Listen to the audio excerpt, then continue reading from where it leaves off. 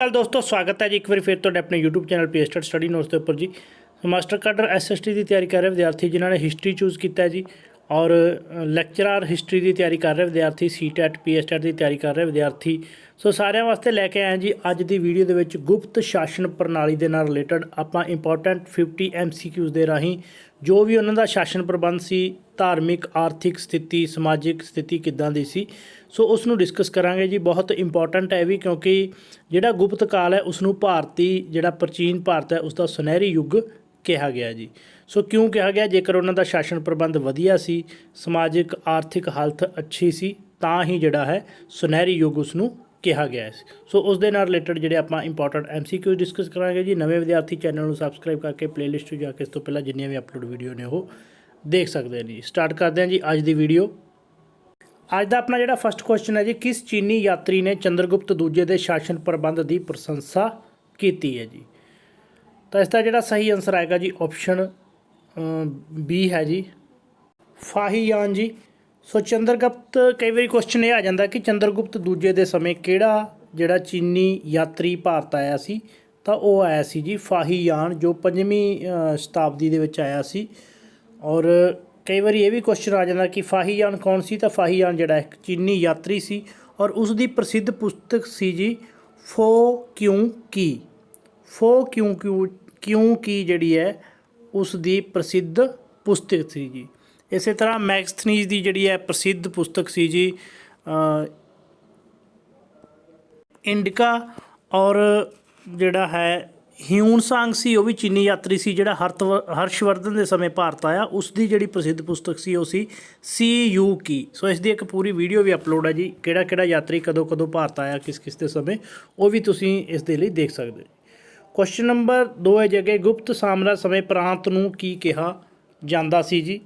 सही आंसर है जी option C जी प्रांत नूं जिहड़ा है देश जां भुगती जिहड़ा है कहा जाता सी जी। सो ए ते बी दोनों जिहड़ा इसका आंसर है जी ऑप्शन सी आंसर रहेगा। और जिहड़ा इसका प्रबंध करन लई हुंदा सी उसनूं जिहड़ा है गवर्नर कहा जाता सी और उसनूं जिहड़ा है उपारिक महाराज भी कहा जाता सी और उसनूं सम्राट जिहड़ा आप नियुक्त कर जाता सी। कई बार क्वेश्चन आता है कि देश जां भुगती का जिहड़ा प्रबंध चलाउंदा सी उसनूं की कहा जाता सी गवर्नर या उपारिक महाराज कहा जाता सी जी। और ये जिहड़ा उपारिक महाराज या गवर्नर जिहड़ा अक्सर जिहड़ा है राजकुमार ही हुंदा सी जी। अगला क्वेश्चन है जी क्वेश्चन नंबर 3 गुप्त शासकों ने किस उपाधि का त्याग किया जी। सही आंसर है जी ऑप्शन सी जी। सो राजन की उपाधि का उन्होंने त्याग किया सी और जिहड़ी उन्होंने उपाधि धारी सी वो सी जी महाराजा धराज पृथ्वीपाल परमेश्वर सम्राट चक्रवर्ती एकाधिराज ये जिहड़ियां उपाधियां उन्होंने या पदवियां जिहड़ियां ने वो ग्रहण कीतियां सी जी। क्वेश्चन नंबर 4 है जी सम्राट तो बाद दूजा दर्जा हुंदा सी जी। सही आंसर है जी ऑप्शन सी जी युवराज दा जी। और आम तौर पर जिहड़ा है वड्डा पुत्र हुंदा सी जी युवराज। क्वेश्चन नंबर अगे 5 है जी गुप्त काल विच विदेशी मामलों के मंत्री नूं कहा जांदा सी जी। सही आंसर है जी ऑप्शन सी जी महासंधि विग्रहक जी। सो महासंधि विग्रहक जिहड़ा है कहा जांदा सी विदेशी मामलों के मंत्री नूं और वो अक्सर जिहड़ा सम्राट दे नाल युद्ध खेतर दे विच जांदा सी ते उसदी युद्ध ते अमन दे मामलों में सहायता करदा सी।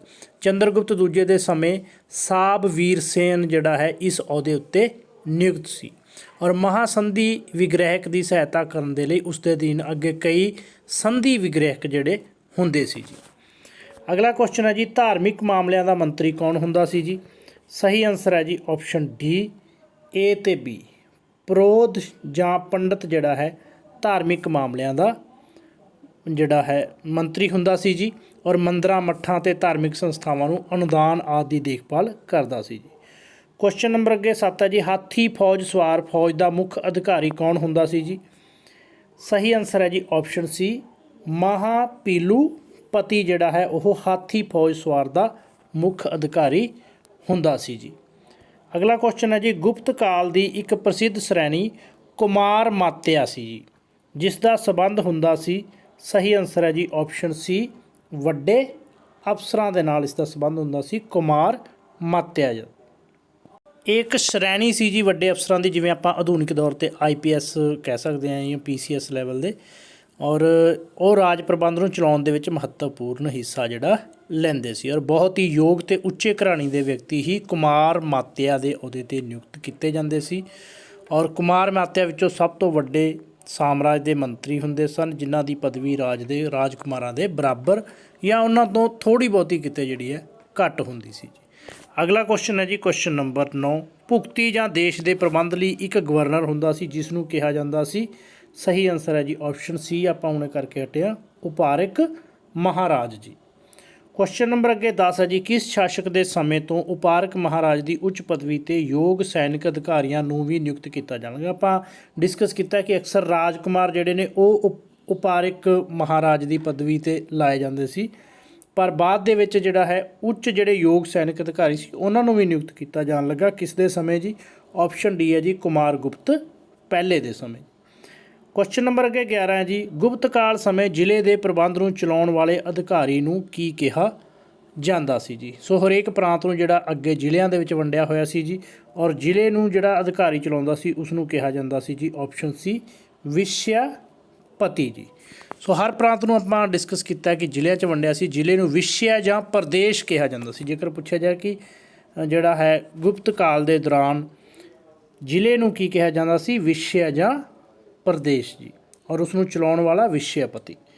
ਕੁਐਸਚਨ ਨੰਬਰ ਅੱਗੇ 12 ਜੀ, ਵਿਸ਼ਿਆਪਤੀ ਦੀ ਨਿਯੁਕਤੀ ਆਮ ਤੌਰ 'ਤੇ ਕੌਣ ਕਰਦਾ ਸੀ ਜੀ? ਸਹੀ ਆਨਸਰ ਹੈ ਜੀ ਆਪਸ਼ਨ ਬੀ, ਉਪਾਰਿਕ ਮਹਾਰਾਜ ਜਿਹੜਾ ਹੈ ਉਹ ਵਿਸ਼ਿਆਪਤੀ ਦੀ ਨਿਯੁਕਤੀ ਕਰਦਾ ਸੀ ਜੀ। ਇੱਕ ਚੀਜ਼ ਹੋਰ ਵੀ ਹੈ ਕਿ ਕਈ ਜਿਹੜੇ ਵਿਸ਼ਿਆਪਤੀ ਨੇ ਉਹ ਸਮਰਾਟ ਦੁਆਰਾ ਵੀ ਨਿਯੁਕਤ ਕੀਤੇ ਜਾਂਦੇ ਸੀ ਜੀ, ਅਤੇ ਉਹ ਸਿੱਧੇ ਸਮਰਾਟ ਦੇ ਅਧੀਨ ਹੀ ਜਿਹੜੇ ਹੁੰਦੇ ਸੀ ਜੀ। ਨੈਕਸਟ ਹੈ ਜੀ ਕੁਐਸਚਨ ਨੰਬਰ 13 ਜੀ, ਗੁਪਤ ਕਾਲ ਸਮੇਂ ਨਗਰ ਦੇ ਮੁਖੀ ਨੂੰ ਕੀ ਕਿਹਾ ਜਾਂਦਾ ਸੀ? ਸਹੀ ਆਨਸਰ ਹੈ ਜੀ ਆਪਸ਼ਨ ਡੀ, ਪੁਰਪਾਲ ਕਿਹਾ ਜਾਂਦਾ ਸੀ ਜੀ ਨਗਰ ਦੇ ਮੁਖੀ ਨੂੰ। ਉਸ ਦੀ ਜਿਹੜੀ ਸਥਿਤੀ ਹੈ ਕੁਮਾਰ ਮਾਤਿਆ ਦੇ ਸਮਾਨ ਹੁੰਦੀ ਸੀ, ਔਰ ਨਿਯੁਕਤੀ ਜਿਹੜੀ ਹੈ ਪੁਰਪਾਲ ਦੀ ਸਿੱਧਾ ਸਮਰਾਟ ਹੀ ਕਰਦਾ ਸੀ ਜੀ। ਕੁਐਸਚਨ ਨੰਬਰ 14 ਹੈ ਜੀ, ਗੁਪਤ ਕਾਲ ਵਿੱਚ ਗ੍ਰਾਮ ਦੇ ਮੁਖੀ ਨੂੰ ਕੀ ਕਿਹਾ ਜਾਂਦਾ ਸੀ ਜੀ? ਸਹੀ ਆਨਸਰ ਹੈ ਜੀ ਆਪਸ਼ਨ ਸੀ ਜੀ, ਗ੍ਰਾਮਿਕਿਆ ਜਿਹੜਾ ਹੈ ਕਿਹਾ ਜਾਂਦਾ ਸੀ। ਗ੍ਰਾਮ ਸ਼ਾਸਨ ਪ੍ਰਬੰਧ ਦੀ ਜਿਵੇਂ ਹੁਣ ਆਪਣੇ ਸਭ ਤੋਂ ਛੋਟੀ ਇਕਾਈ ਹੈ, ਉਸੇ ਤਰ੍ਹਾਂ ਗੁਪਤ ਕਾਲ ਦੇ ਸਮੇਂ ਵੀ ਗ੍ਰਾਮ ਜਾਂ ਵਿਲੇਜ ਜਿਹੜੇ ਨੇ ਉਹ ਸ਼ਾਸਨ ਪ੍ਰਬੰਧ ਦੀ ਸਭ ਤੋਂ ਛੋਟੀ ਇਕਾਈ ਸੀ ਜੀ। ਇਸ ਦਾ ਮੁਖੀਆ ਜਿਹੜਾ ਗ੍ਰਾਮਿਕਿਆ ਜਾਂ ਗ੍ਰਾਮਾ ਆਦੇਸ਼ਕ ਹੁੰਦਾ ਸੀ, ਔਰ ਉਹ ਪਿੰਡ ਵਿੱਚ ਸ਼ਾਂਤੀ ਅਤੇ ਵਿਵਸਥਾ ਵਗੈਰਾ ਜਿਹੜੀ ਸਥਾਪਿਤ ਕਰਦਾ ਸੀ। ਉਹਦੀ ਸਹਾਇਤਾ ਦੇ ਲਈ ਇੱਕ ਸਭਾ ਹੁੰਦੀ ਸੀ ਜਿਸ ਨੂੰ ਪੰਚ ਮੰਡਲੀ ਜਾਂ ਗ੍ਰਾਮ ਜਨਪੰਦ ਜਿਹੜਾ ਹੈ ਕਿਹਾ ਜਾਂਦਾ ਸੀ ਜੀ। ਅਗਲਾ ਕੁਐਸਚਨ ਹੈ ਜੀ ਕੁਐਸਚਨ ਨੰਬਰ 15। ਪੰਚ ਮੰਡਲੀ ਆਪਾਂ ਆਧੁਨਿਕ ਜਿਹੜਾ ਹੈ ਆਪਾਂ ਜਿਵੇਂ ਪੰਚ ਹੁੰਦੇ ਨੇ ਉਸ ਤਰ੍ਹਾਂ ਤੁਲਨਾ ਕਰ ਸਕਦੇ ਹਾਂ, ਦਿਮਾਗ ਦੇ ਵਿੱਚ ਰੱਖ ਸਕਦੇ ਹਾਂ ਜਿਸ ਚੀਜ਼ ਨੂੰ। ਕੁਐਸਚਨ ਨੰਬਰ 15 ਜੀ, ਗੁਪਤ ਕਾਲ ਸਮੇਂ ਆਮਦਨ ਦਾ ਮੁੱਖ ਸਾਧਨ ਕੀ ਸੀ ਜੀ? ਸਹੀ ਆਨਸਰ ਹੈ ਜੀ ਆਪਸ਼ਨ ਡੀ, ਭੂਮੀ ਕਰ ਜੀ। ਸੋ ਭੂਮੀ ਕਰ ਹੀ ਜਿਹੜਾ ਹੈ ਮੁੱਖ ਸਾਧਨ ਸੀ ਆਮਦਨ ਦਾ ਜੀ। ਅਗਲਾ ਕੁਐਸਚਨ ਹੈ ਜੀ ਕੁਐਸਚਨ ਨੰਬਰ 16। ਗੁਪਤ ਕਾਲ ਸਮੇਂ ਭੂਮੀ ਕਰ ਦਾ ਅਕਸਰ ਕਿੰਨਾ ਹਿੱਸਾ ਜਿਹੜਾ ਹੈ ਲਿਆ ਜਾਂਦਾ ਸੀ ਜੀ?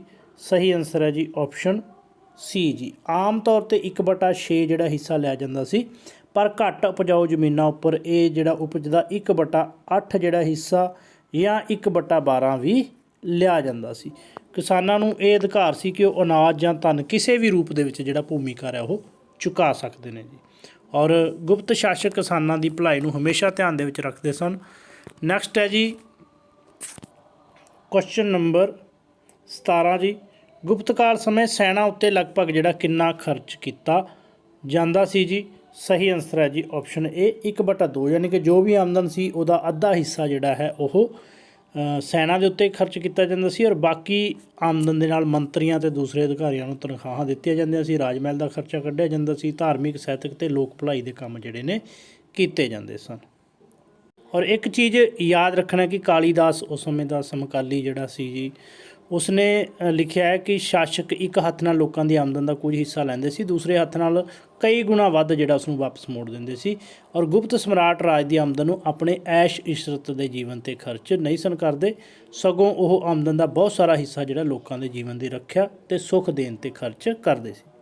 क्वेश्चन नंबर अगे 18 जी, गुप्त काल समय मुकदमिਆਂ ਦੇ फैसले किस ਦੇ अनुसार ਜਿਹੜੇ ਕੀਤੇ ਜਾਂਦੇ ਸੀ जी?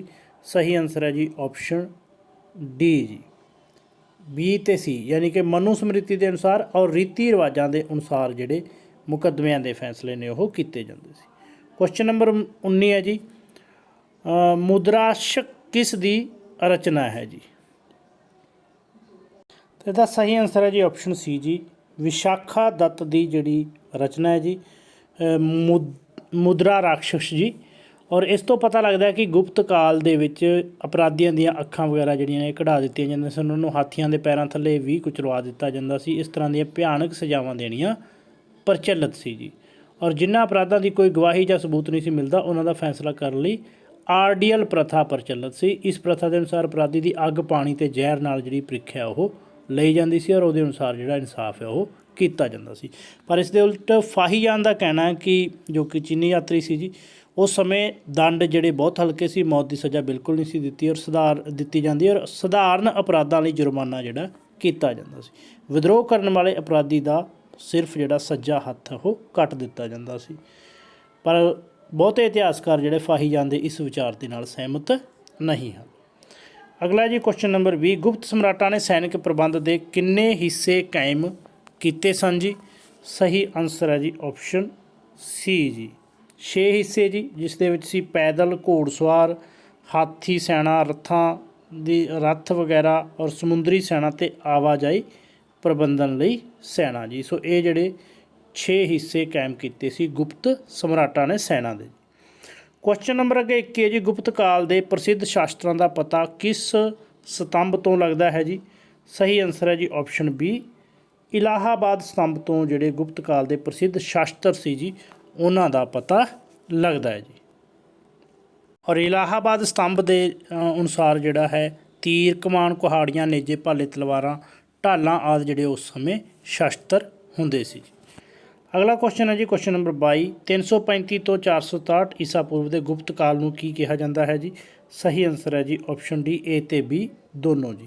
सो 335 ਤੋਂ ਲੈ ਕੇ 467 ਈਸਵੀ ਦਾ ਜਿਹੜਾ ਕਾਲ ਹੈ, ਗੁਪਤ ਕਾਲ ਹੈ, ਉਸ ਨੂੰ ਅਲਜ਼ੀਬਾਬੇਥ ਕਾਲ ਜਾਂ ਸੁਨਹਿਰੀ ਕਾਲ ਵੀ ਕਿਹਾ ਜਾਂਦਾ ਹੈ ਜੀ, ਕਿਉਂਕਿ ਇਸ ਕਾਲ ਦੇ ਵਿੱਚ ਜਿਹੜਾ ਹੈ ਐਲਿਜ਼ਬੇਥ ਕਾਲ ਜਿਹਨੂੰ ਆਪਾਂ ਕਹਿੰਦੇ ਹਾਂ ਜਾਂ ਸੁਨਹਿਰੀ ਯੁੱਗ ਕਹਿੰਦੇ ਹਾਂ।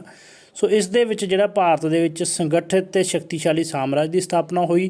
ਹਰੇਕ ਖੇਤਰ ਦੇ ਵਿੱਚ ਰਾਜਨੀਤਿਕ, ਸਮਾਜਿਕ, ਆਰਥਿਕ ਅਤੇ ਸਮਾਜਿਕ, ਸੰਸਕ੍ਰਿਤ ਹਰ ਪਾਸੇ ਜਿਹੜੀ ਹੈ ਅਦਭੁਤ ਉੱਨਤੀ ਹੋਈ ਜੀ। ਸ਼ਾਸਨ ਪ੍ਰਬੰਧ ਕੁਸ਼ਲ ਸੀ, ਪ੍ਰਜਾ ਹਿਤਕਾਰੀ ਸੀ ਸ਼ਾਸਨ ਪ੍ਰਬੰਧ, ਲੋਕ ਸੁਖੀ ਅਤੇ ਖੁਸ਼ਹਾਲ ਸੀ ਜੀ। ਅਗਲਾ ਕੁਐਸਚਨ ਹੈ ਜੀ ਕੁਐਸਚਨ ਨੰਬਰ 23, ਗੁਪਤ ਵੰਸ਼ ਦਾ ਕਿਹੜਾ ਪਹਿਲਾ ਸ਼ਾਸਕ ਸੀ ਜਿਸ ਨੇ ਮਹਾਰਾਜਾ ਧਰਾਜ ਦੀ ਉਪਾਧੀ ਜਿਹੜੀ ਹੈ ਧਾਰਨ ਕੀਤੀ ਜੀ? ਸਹੀ ਆਨਸਰ ਹੈ ਜੀ ਆਪਸ਼ਨ ਬੀ, ਚੰਦਰਗੁਪਤ ਜੀ। ਸੋ ਇਸ ਨੇ ਜਿਹੜੀ ਹੈ ਮਹਾਰਾਜਾ ਧਰਾਜ ਦੀ ਜਿਹੜੀ ਉਪਾਧੀ ਹੈ ਹਾਸਲ ਧਾਰਨ ਕੀਤੀ ਸੀ ਜੀ। ਕੁਐਸਚਨ ਨੰਬਰ 24 ਜੀ, ਗੁਪਤ ਵੰਸ਼ ਦਾ ਰਾਸ਼ਟਰੀ ਚਿੰਨ੍ਹ ਕੀ ਸੀ ਜੀ? ਸਹੀ ਆਨਸਰ ਹੈ ਜੀ ਆਪਸ਼ਨ ਸੀ, ਗਰੁੜ ਜਿਹੜਾ ਪੰਛੀ ਹੈ ਉਹ ਗੁਪਤ ਵੰਸ਼ ਦਾ ਰਾਸ਼ਟਰੀ ਚਿੰਨ੍ਹ ਸੀ ਜੀ।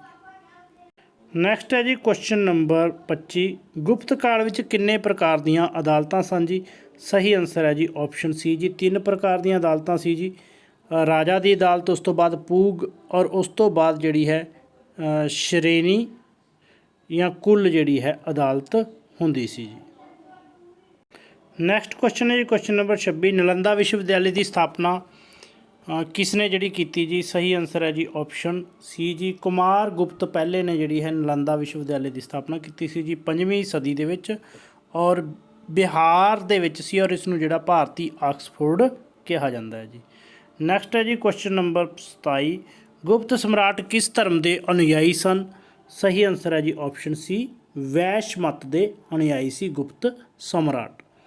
ਕੁਐਸਚਨ ਨੰਬਰ 28 ਹੈ ਜੀ, ਅਭਿਗਿਆਨ ਸ਼ਕੁੰਤਲਮ ਅਤੇ ਵਿਕਰਮ ਉਰਵਸ਼ੀ ਗ੍ਰੰਥਾਂ ਦੀ ਰਚਨਾ ਕੀਤੀ ਜੀ? ਸਹੀ ਆਨਸਰ ਹੈ ਜੀ ਆਪਸ਼ਨ ਡੀ ਜੀ, ਕਾਲੀਦਾਸ ਨੇ ਜੀ। ਔਰ ਇਸ ਤੋਂ ਇਲਾਵਾ ਉਸਨੇ ਜਿਹੜਾ ਹੈ ਮਾਲਵਿਕਾਂਗਰੀ ਮਿੱਤਰ, ਰਿਤੂ ਸੰਹਾਰ, ਰਘੁਵੰਸ਼ ਔਰ ਮੇਘਦੂਤ ਔਰ ਇਸ ਨੂੰ ਜਿਹੜਾ ਭਾਰਤੀ ਸ਼ੇਕਸਪੀਅਰ ਕਿਹਾ ਜਾਂਦਾ ਹੈ ਜੀ ਕਾਲੀਦਾਸ ਨੂੰ ਜੀ। ਸੋ ਮੇਘਦੂਤ ਦੇ ਨਾਲ ਰਿਲੇਟਡ ਕਈ ਵਾਰੀ ਐਗਜ਼ਾਮ ਦੇ ਵਿੱਚ ਕੁਐਸਚਨ ਆ ਚੁੱਕਾ ਕਿ ਮੇਘਦੂਤ ਕਿਸ ਦੀ ਰਚਨਾ ਹੈ, ਜਾਂ ਭਾਰਤੀ ਸ਼ੇਕਸਪੀਅਰ ਜਿਹੜਾ ਹੈ ਗੁਪਤ ਕਾਲ ਦੇ ਵਿੱਚ ਕਿਸ ਨੂੰ ਕਿਹਾ ਜਾਂਦਾ ਸੀ, ਤਾਂ ਕਾਲੀਦਾਸ ਨੂੰ ਕਿਹਾ ਜਾਂਦਾ ਸੀ, ਔਰ ਮੇਘਦੂਤ ਕਾਲੀਦਾਸ ਦੀ ਰਚਨਾ ਹੈ ਜੀ। ਨੈਕਸਟ ਕੁਐਸਚਨ ਹੈ ਜੀ ਕੁਐਸਚਨ ਨੰਬਰ 29, ਸੂਰਿਆ ਸਿਧਾਂਤ ਨਾਮੀ ਗ੍ਰੰਥ ਦੀ ਰਚਨਾ ਜਿਹੜੀ ਹੈ ਕਿਸ ਦੁਆਰਾ ਕੀਤੀ ਗਈ ਜੀ। ਸਹੀ ਆਨਸਰ ਹੈ ਜੀ ਆਪਸ਼ਨ ਸੀ ਜੀ, ਆਰੀਆ ਭੱਟ ਜੀ। ਔਰ ਆਰੀਆ ਭੱਟੀ ਇਸ ਨੂੰ ਜਿਹੜਾ ਕਿਹਾ ਜਾਂਦਾ ਸੀ, ਔਰ ਇਹਦਾ ਜਨਮ ਜਿਹੜਾ ਪਾਟਲੀਪੁੱਤਰ ਦੇ ਵਿੱਚ 476 ਈਸਵੀ ਦੇ ਵਿੱਚ ਹੋਇਆ ਸੀ ਜੀ। ਆਰੀਆ ਭੱਟੀ ਗ੍ਰੰਥ ਸੀ ਜੀ ਆਰੀਆ ਭੱਟ ਦੁਆਰਾ ਲਿਖਿਆ ਹੋਇਆ, ਜੋ ਉਸਨੇ 499 ਈਸਵੀ ਦੇ ਵਿੱਚ ਲਿਖਿਆ ਸੀ ਜੀ, ਰਚਨਾ ਕੀਤੀ ਸੀ ਜਿਸ ਦੀ। ਔਰ ਇਸ ਦੇ ਵਿੱਚ ਉਸਨੇ ਅੰਕ ਗਣਿਤ, ਰੇਖਾ ਗਣਿਤ ਅਤੇ ਬੀਜ ਗਣਿਤ ਦੇ ਵਿਸ਼ਿਆਂ ਦਾ ਜਿਹੜਾ ਵਰਣਨ ਕੀਤਾ ਸੀ। ਉਹ ਪਹਿਲਾ ਵਿਅਕਤੀ ਸੀ ਜਿਸ ਨੇ ਗਣਿਤ ਨੂੰ ਇੱਕ ਸੁਤੰਤਰ ਵਿਸ਼ੇ ਦੇ ਜਿਹੜਾ ਰੂਪ ਸੀ ਉਹ ਦਿੱਤਾ ਸੀ। ਔਰ ਗਣਿਤ ਦੇ ਖੇਤਰ ਵਿੱਚ ਉਸਦੀ ਸੰਸਾਰ ਨੂੰ ਸਭ ਤੋਂ ਮਹਾਨ ਦੇਣ ਦਸ਼ਮਲਵ ਜੀ, ਡੈਸੀਮਲ, ਜਾਂ ਇਹਨੂੰ ਆਪਾਂ ਪੰਜਾਬੀ ਦੇ ਵਿੱਚ ਜਿਹੜਾ ਇਸ਼ਾਰੀਆ ਪ੍ਰਣਾਲੀ ਕਹਿੰਦੇ ਹਾਂ ਜੀ, ਉਹ ਦੇਣਾ ਸੀ ਜੀ। ਕਈ ਵਾਰੀ ਕੁਐਸਚਨ ਆਉਂਦਾ ਹੈ ਕਿ ਜਿਹੜਾ ਹੈ ਡੈਸੀਮਲ ਦੀ ਜਾਂ ਇਸ਼ਾਰੀਆ ਪ੍ਰਣਾਲੀ ਦੀ ਜਾਂ ਦਸ਼ਮਲਵ ਦੀ ਜਿਹੜੀ ਖੋਜ ਕਿਸ ਨੇ ਕੀਤੀ, ਤਾਂ ਆਰੀਆ ਭੱਟ ਨੇ ਕੀਤੀ ਸੀ ਜੀ। ਹਾਲਾਂਕਿ ਕਹਿਣਾ ਬਹੁਤ ਕਠਿਨ ਹੈ ਕਿ ਉਸਨੇ ਇਸ ਪ੍ਰਣਾਲੀ ਦੀ ਕਾਢ ਕੱਢੀ ਜਾਂ ਇਸ ਦੇ ਵਿੱਚ ਸੁਧਾਰ ਕੀਤਾ, ਪਰ ਇਹਦੇ ਵਿੱਚ ਕੋਈ ਸ਼ੱਕ ਨਹੀਂ ਕਿ ਉਸਨੇ ਇਸ ਪ੍ਰਣਾਲੀ ਦੀ ਪਹਿਲੀ ਵਾਰ ਆਰੀਆ ਭੱਟੀ ਦੇ ਵਿੱਚ ਜਿਹੜੀ ਵਰਤੋਂ ਕੀਤੀ ਸੀ। ਇਸ ਦੇ ਸਿੱਟੇ ਵਜੋਂ ਜਿਹੜਾ ਵਿਗਿਆਨ ਵਿੱਚ ਸਧਾਰਨ ਤੌਰ 'ਤੇ, ਗਣਿਤ ਵਿੱਚ ਖਾਸ ਤੌਰ 'ਤੇ ਬਹੁਤ ਜਿਹੜੀ ਉੱਨਤੀ ਆ ਉਹ ਹੋਈ ਜੀ। ਨੈਕਸਟ ਹੈ ਜੀ ਕੁਐਸਚਨ ਨੰਬਰ 30, ਅਸ਼ਟਾਂਗ ਸੰਗ੍ਰਹਿ ਨਾਮੀ ਗ੍ਰੰਥ ਲਿਖਿਆ ਜੀ। ਸਹੀ ਆਨਸਰ ਹੈ ਜੀ ਆਪਸ਼ਨ ਸੀ ਜੀ, ਵਾਨ ਭੱਟ ਨੇ ਜੀ। ਸੋ ਵਾਗ ਭੱਟ ਨੇ, ਸੌਰੀ, ਜਾਂ ਵਾਨ ਭੱਟ ਸ਼ਾਇਦ, ਵਾਗ ਭੱਟ ਜੀ। ਵਾਗ ਭੱਟ ਨੇ ਜਿਹੜੀ ਹੈ ਅਸ਼ਟਾਂਗ ਸੰਗ੍ਰਹਿ ਨਾਮੀ ਗ੍ਰੰਥ ਲਿਖਿਆ ਸੀ ਜੀ। ਇਸ ਵਿੱਚ ਉਸਨੇ ਪਿਛਲੇ ਯੁੱਗ ਦੇ ਦੋ ਮਹਾਨ ਚਿਕਿਤਸਕ ਜੀ, ਚੱਕਰ ਅਤੇ ਸੁਸ਼ਰੁਤ, ਸੋ ਉਹਦੇ ਸਿਧਾਂਤਾਂ ਦਾ ਨਿਚੋੜ ਦਿੱਤਾ। ਔਰ ਉਸ ਕਾਲ ਵਿੱਚ ਜਨਤਾ ਦੇ ਨਿੱਜੀ ਅਤੇ ਸਰਕਾਰੀ ਹਸਪਤਾਲਾਂ ਦੇ ਵਿੱਚ ਜਿਹੜੀ ਸਥਾਪਨਾ ਹੋਈ, ਇਹ ਵੀ ਮੰਨਿਆ ਜਾਂਦਾ ਕਿ ਉਸ ਸਮੇਂ ਭਾਰਤੀ ਲੋਕ ਚੇਚਕ ਦੇ ਟੀਕੇ ਤੋਂ ਵੀ ਜਾਣੂ ਸੀ। ਨੈਕਸਟ ਹੈ ਜੀ ਕੁਐਸਚਨ ਨੰਬਰ 31 ਜੀ, ਹਸਤਿਆਯੁਰ ਵੇਦ ਗ੍ਰੰਥ ਦੀ ਰਚਨਾ ਕਿਸ ਨੇ ਕੀਤੀ ਜੀ। ਸਹੀ ਆਨਸਰ ਹੈ ਜੀ ਆਪਸ਼ਨ ਬੀ ਜੀ, ਪਾਲਿਆ ਕਾਸ਼ਿਆ ਨੇ ਜਿਹੜੀ ਹੈ ਹਸਤਿਆਯੁਰਵੇਦ ਦੀ ਜਿਹੜੀ ਹੈ ਰਚਨਾ ਕੀਤੀ ਸੀ ਜੀ ਗ੍ਰੰਥ ਦੀ। ਔਰ ਪਸ਼ੂ ਚਿਕਿਤਸਾ ਦੇ ਨਾਲ ਇਹ ਸੰਬੰਧਿਤ ਹੈ, ਸੋ ਪਸ਼ੂਆਂ ਦੀਆਂ ਬਿਮਾਰੀਆਂ ਅਤੇ ਇਲਾਜ ਦੇ ਨਾਲ ਇਹ ਸੰਬੰਧਿਤ ਹੈ ਜੀ। ਨੈਕਸਟ ਹੈ ਜੀ ਕੁਐਸਚਨ ਨੰਬਰ 32, ਦਸ਼ਗਿਨਿਤ ਸੂਤਰ ਅਤੇ ਆਰੀਆ ਸਤਤ ਨਾਮੀ ਗ੍ਰੰਥ ਲਿਖੇ ਜੀ। ਸਹੀ ਆਨਸਰ ਹੈ ਜੀ ਆਪਸ਼ਨ ਡੀ, ਆਰੀਆ ਭੱਟ ਨੇ ਜੀ।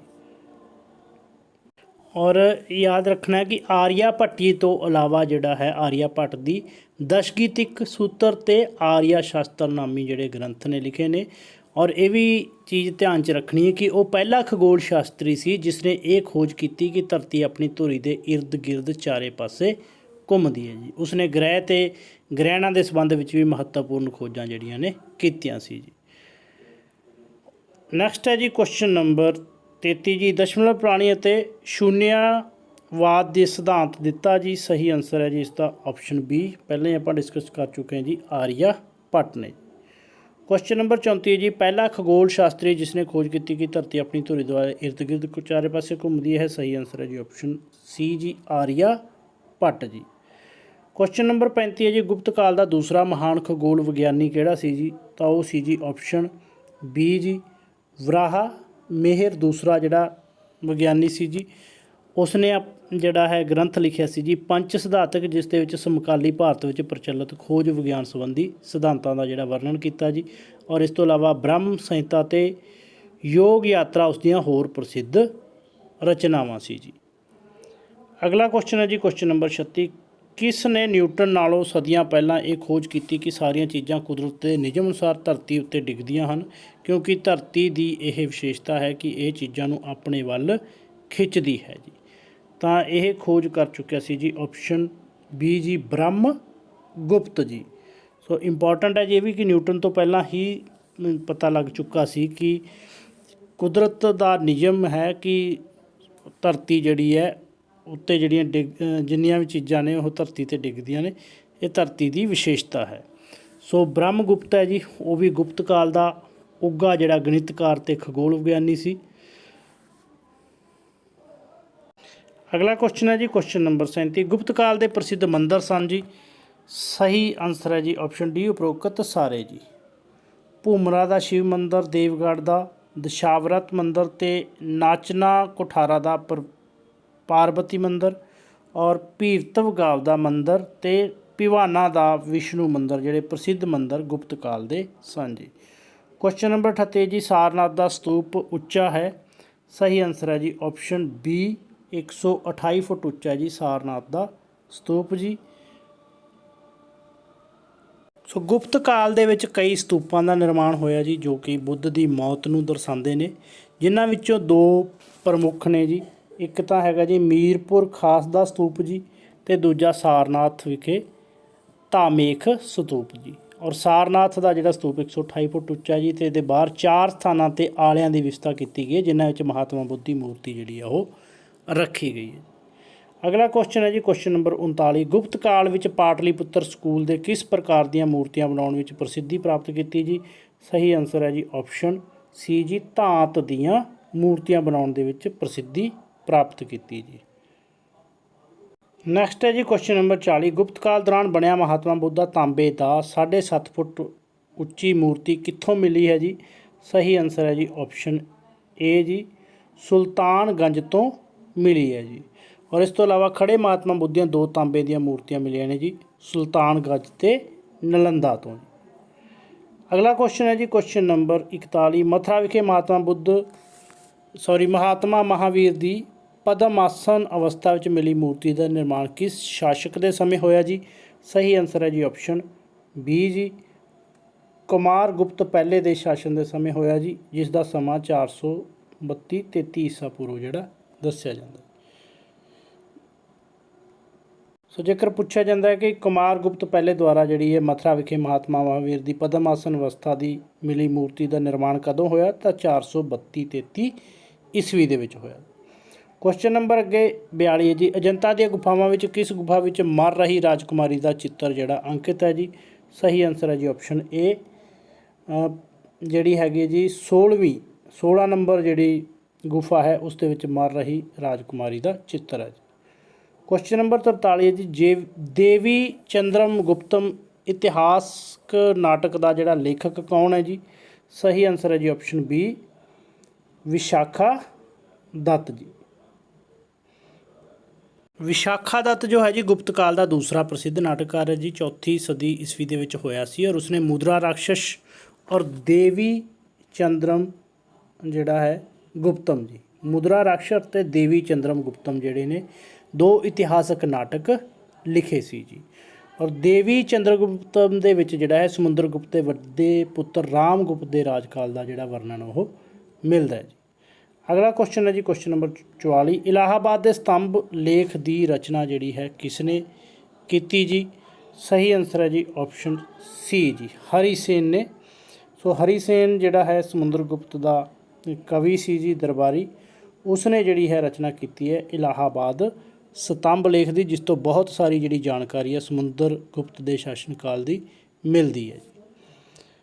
ਕੁਐਸਚਨ ਹੈ ਜੀ ਅੱਗੇ 45, ਪੰਚਤੰਤਰ ਨਾਮੀ ਗ੍ਰੰਥ ਦੀ ਰਚਨਾ ਜਿਹੜੀ ਹੈ ਕਿਸ ਦੁਆਰਾ ਕੀਤੀ ਗਈ ਜੀ। ਸਹੀ ਆਨਸਰ ਹੈ ਜੀ ਆਪਸ਼ਨ ਬੀ, ਵਿਸ਼ਨੂੰ ਸ਼ਰਮਾ ਦੁਆਰਾ ਕੀਤੀ ਗਈ ਹੈ ਪੰਚਤੰਤਰ ਨਾਮੀ ਗ੍ਰੰਥ ਦੀ, ਜਿਸ ਤੇ ਇਸ ਦਾ ਜਿਹੜਾ 50 ਤੋਂ ਵੱਧ ਭਾਸ਼ਾਵਾਂ ਦੇ ਵਿੱਚ ਜਿਹੜਾ ਅਨੁਵਾਦ ਹੈ ਇਸ ਦਾ ਹੋ ਚੁੱਕਾ ਹੈ ਜੀ, ਜਿਸ ਤੋਂ ਪਤਾ ਲੱਗਦਾ ਕਿ ਕਿੰਨੀ ਮਤਲਬ ਕਿ ਇਹ ਜਿਹੜੀ ਹੈ ਵਧੀਆ ਰਚਨਾ ਹੈ। ਔਰ ਇਹ ਜਿਹੜਾ ਅਮਰ ਰਤਨ ਇਸ ਨੂੰ ਜਿਹੜਾ ਹੈ ਸੰਸਕ੍ਰਿਤ ਕਥਾ ਸਾਹਿਤ ਦਾ ਇਸ ਨੂੰ ਅਮਰ ਰਤਨ ਜਿਹੜਾ ਮੰਨਿਆ ਜਾਂਦਾ। ਕੁਐਸਚਨ ਨੰਬਰ ਅੱਗੇ ਹੈ ਜੀ 46, ਚੰਦਰ ਵਿਆਕਰਨ ਦੀ ਰਚਨਾ ਜਿਹੜੀ ਹੈ ਕਿਸ ਨੇ ਕੀਤੀ ਜੀ। ਸਹੀ ਆਨਸਰ ਹੈ ਜੀ ਆਪਸ਼ਨ ਡੀ, ਚੰਦਰ ਗੋਮੀ ਨੇ ਜਿਹੜਾ ਹੈ ਚੰਦਰ ਵਿਆਕਰਨ ਦੀ ਰਚਨਾ ਕੀਤੀ ਹੈ, ਜੋ ਕਸ਼ਮੀਰ, ਤਿੱਬਤ, ਨੇਪਾਲ ਅਤੇ ਲੰਕਾ ਦੇ ਵਿੱਚ ਬਹੁਤ ਹਰਮਨ ਪਿਆਰੀ ਹੋਈ ਜੀ। ਔਰ ਇਸ ਵਿਆਕਰਨ ਦਾ ਆਧਾਰ ਤਾਂ ਭਾਵੇਂ ਜਿਹੜਾ ਪਾਣਿਨੀ ਦਾ ਅਸ਼ਟ ਅਧਿਆਈ ਹੈ, ਪਰ ਇਹ ਵੈਦਿਕ ਪਰੰਪਰਾਵਾਂ ਦੇ ਪ੍ਰਭਾਵ ਤੋਂ ਮੁਕਤ ਹੈ ਜੀ। ਕੁਐਸਚਨ ਨੰਬਰ ਅੱਗੇ 47 ਜੀ, ਅਮਰਕੋਸ਼ ਗ੍ਰੰਥ ਦਾ ਰਚੇਤਾ ਕੌਣ ਹੈ ਜੀ। ਸਹੀ ਜਿਹੜਾ ਇਸ ਦਾ ਆਨਸਰ ਹੈ ਜੀ ਆਪਸ਼ਨ ਸੀ ਹੈ ਜੀ, ਅਮਰ ਸਿੰਘ ਜਿਹੜਾ ਹੈ ਅਮਰਕੋਸ਼, ਇਹ ਵੀ ਇੱਕ ਵਿਆਕਰਨ ਸੰਬੰਧੀ ਮਹੱਤਵਪੂਰਨ ਗ੍ਰੰਥ ਹੈ ਜੀ। ਸੋ ਇਸ ਦੀ ਜਿਹੜੀ ਅਮਰਕੋਸ਼ ਦੀ ਰਚਨਾ ਅਮਰ ਸਿੰਘ ਨੇ ਕੀਤੀ ਹੈ। ਕੁਐਸਚਨ ਨੰਬਰ 48 ਹੈ ਜੀ, 7ਵੀਂ ਸਦੀ ਵਿੱਚ ਭਾਰਤ ਆਉਣ ਵਾਲੇ ਚੀਨੀ ਯਾਤਰੀਆਂ ਨੇ ਸੰਸਕ੍ਰਿਤ ਦਾ ਅਧਿਐਨ ਕਰਨ ਲਈ ਕਿਸ ਗ੍ਰੰਥ ਦੀ ਜਿਹੜੀ ਵਰਤੋਂ ਹੈ ਉਹ ਕੀਤੀ ਹੈ ਜੀ। ਸਹੀ ਆਨਸਰ ਹੈ ਜੀ ਆਪਸ਼ਨ ਬੀ ਜੀ, ਵਾਕਿਆ ਧੀਆ ਦੀ ਜਿਹੜੀ ਹੈ, ਵਾਕਿਆ ਧੀਯਦ, ਇਸ ਦੀ ਜਿਹੜੀ ਹੈ ਵਰਤੋਂ ਕੀਤੀ ਹੈ 7ਵੀਂ ਸਦੀ ਵਿੱਚ ਭਾਰਤ ਆਉਣ ਵਾਲੇ ਚੀਨੀ ਯਾਤਰੀਆਂ ਨੇ ਸੰਸਕ੍ਰਿਤ ਦੇ ਅਧਿਐਨ ਲਈ ਜੀ। ਔਰ ਇਸ ਦਾ ਜਿਹੜਾ ਕਰਤਾ ਹੈ ਉਹ ਭਰਤਰੀ ਹਰੀਹਰ ਹੈ ਜੀ, ਭਰਤਰੀ ਹਰੀ ਹੈ ਜੀ ਇਸ ਦਾ ਕਰਤਾ, ਵਾਕਿਆ ਪਦੀਏ ਦਾ। ਨੈਕਸਟ ਹੈ ਜੀ ਕੁਐਸਚਨ ਨੰਬਰ 49, ਗੁਪਤ ਕਾਲ ਸਮੇਂ ਵਿਦੇਸ਼ਾਂ ਤੋਂ ਆਯਾਤ ਦਰਾਮਦ ਕੀ ਹੁੰਦਾ ਸੀ ਜੀ। ਆਯਾਤ ਮਤਲਬ ਮੰਗਵਾਇਆ ਜਾਂਦਾ ਸੀ। ਸਹੀ ਆਨਸਰ ਹੈ ਜੀ ਆਪਸ਼ਨ ਸੀ ਸੋਨਾ ਜੀ। ਸੋ ਨਿਰਯਾਤ ਕੀਤਾ ਜਾਂਦਾ ਸੀ ਜੀ ਹੀਰੇ ਮੋਤੀ, ਸੂਤੀ ਕੱਪੜਾ, ਨੀਲ, ਦਵਾਈਆਂ, ਨਾਰੀਅਲ, ਕੇਸਰ, ਸੰਦ ਦੀ ਲੱਕੜੀ, ਗਰਮ ਮਸਾਲੇ ਭੇਜੇ ਜਾਂਦੇ ਸੀ ਜੀ, ਨਿਰਯਾਤ ਕੀਤੇ ਜਾਂਦੇ ਸੀ। ਔਰ ਮੰਗਵਾਇਆ ਜਾਂਦਾ ਸੀ ਸੋਨਾ, ਚਾਂਦੀ, ਸ਼ੀਸ਼ਾ, ਰੇਸ਼ਮ, ਘੋੜੇ ਅਤੇ ਐਸ਼ੋ ਆਰਾਮ ਦੀਆਂ ਵਸਤਾਂ ਜੀ। ਕੁਐਸਚਨ ਨੰਬਰ 50 ਜੀ, ਗੁਪਤ ਸਾਮਰਾਜ ਦੇ ਪਤਨ ਦਾ ਮੁੱਖ ਕਾਰਨ ਕੀ ਸੀ ਜੀ। ਸਹੀ ਆਨਸਰ ਹੈ ਜੀ ਆਪਸ਼ਨ ਸੀ ਹੂਣਾਂ ਦੇ ਹਮਲੇ, ਜਿਹੜੇ ਗੁਪਤ ਸਾਮਰਾਜ ਦੇ ਪਤਨ ਦਾ ਮੁੱਖ ਕਾਰਨ ਸੀ। ਇਹ ਕੁਐਸਚਨ ਜਿਹੜਾ PSTET ਦੇ ਵਿੱਚ ਆ ਚੁੱਕਾ ਹੈ ਜੀ। ਔਰ ਹੂਣ ਜਿਹੜੇ ਨੇ ਮੱਧ ਏਸ਼ੀਆ ਦੀ ਇੱਕ ਜੰਗਲੀ ਅਤੇ ਅਸੱਭਿਆ ਜਾਤੀ ਸੀ ਜੀ। ਚੀਨੀ ਲੇਖਾਂ ਤੋਂ ਇਹ ਪਤਾ ਲੱਗਦਾ ਕਿ ਉਹਨਾਂ ਲੋਕਾਂ ਦੇ ਮੋਢੇ ਚੌੜੇ ਅਤੇ ਨੱਕ ਜਿਹੜੇ ਨੇ ਉਹ ਫਿੰਨੇ ਹੁੰਦੇ ਸੀ ਜੀ। ਉਹਨਾਂ ਦੀਆਂ ਛੋਟੀਆਂ ਛੋਟੀਆਂ ਕਾਲੀਆਂ ਅੱਖਾਂ ਅੰਦਰ ਨੂੰ ਧਸੀਆਂ ਹੁੰਦੀਆਂ ਸੀ ਅਤੇ ਉਹਨਾਂ ਦੇ ਚਿਹਰੇ ਉੱਤੇ ਵਾਲ ਜਾਂ ਤਾਂ ਬਿਲਕੁਲ ਨਹੀਂ ਸੀ ਹੁੰਦੇ ਜਾਂ ਬਹੁਤ ਘੱਟ ਹੁੰਦੇ ਸੀ। ਸ਼ਕਲ ਰਾਖਸ਼ਾਂ ਵਰਗੀ ਸੀ ਜੀ। ਸੋ ਉਹਨਾਂ ਦੇ ਹਮਲਿਆਂ ਦੇ ਕਾਰਨ ਜਿਹੜਾ ਗੁਪਤ ਸਾਮਰਾਜ ਦਾ ਪਤਨ ਜਿਹੜਾ ਉਹ ਹੋਇਆ ਮੰਨਿਆ ਜਾਂਦਾ। ਸੋ ਇਹ ਸੀ ਜੀ ਅੱਜ ਦੀ ਵੀਡੀਓ 50 ਬਹੁਤ ਹੀ ਇੰਪੋਰਟੈਂਟ MCQ ਸੀ ਜੀ। ਜੇਕਰ ਵੀਡੀਓ ਨੂੰ ਧਿਆਨ ਨਾਲ ਸੁਣੋਗੇ, ਨਾਮ ਕਾਫੀ ਔਖੇ ਨੇ ਕਿਤਾਬਾਂ ਦੇ, ਬੁੱਕਸ ਵਗੈਰਾ ਦੇ, ਪਰ ਕਾਫੀ ਇੰਪੋਰਟੈਂਟ ਇਸ ਦੇ ਵਿੱਚ ਇਨਫੋਰਮੇਸ਼ਨ ਹੈ। ਜਿਵੇਂ ਕਈ ਕੁਐਸਚਨ ਆ ਜਾਂਦੇ ਨੇ, ਜਿਵੇਂ ਰਾਜਤਰੰਗਣੀ ਦਾ ਲੇਖਕ ਕੌਣ ਹੈ, ਕਲਹਨ। ਸੋ ਕੁਐਸਚਨ ਰਹਿ ਗਿਆ ਜੀ ਕਿਤੇ ਇੰਪੋਰਟੈਂਟ ਵਿੱਚ। ਇਸੇ ਤਰ੍ਹਾਂ ਮੇਘਦੂਤ ਦਾ ਲੇਖਕ ਜਿਹੜਾ ਹੈ ਕਾਲੀਦਾਸ ਹੈ ਜੀ। ਇਸ ਯੁੱਗ ਦਾ ਸ਼ੈਕਸਪੀਅਰ ਕੌਣ ਹੈ, ਕਾਲੀਦਾਸ ਹੈ। ਸੋ ਇੱਦਾਂ ਦੇ ਇੰਪੋਰਟੈਂਟ ਬਹੁਤ ਕੁਐਸਚਨ ਨੇ ਜੀ ਵਿੱਚ। ਵੀਡੀਓ ਉਮੀਦ ਹੈ ਕਿ ਵਧੀਆ ਲੱਗੀ ਹੋਵੇਗੀ। ਵਧੀਆ ਲੱਗੇ ਤਾਂ ਪਲੀਜ਼ ਕਮੈਂਟ ਕਰਕੇ ਜ਼ਰੂਰ ਦੱਸ ਦੇਣਾ, ਔਰ ਹੋਰ ਵੀਡੀਓ ਦੇਖਣ ਦੇ ਲਈ ਚੈਨਲ ਨੂੰ ਸਬਸਕ੍ਰਾਈਬ ਜ਼ਰੂਰ ਕਰ ਲੈਣਾ। Thank you for watching the video.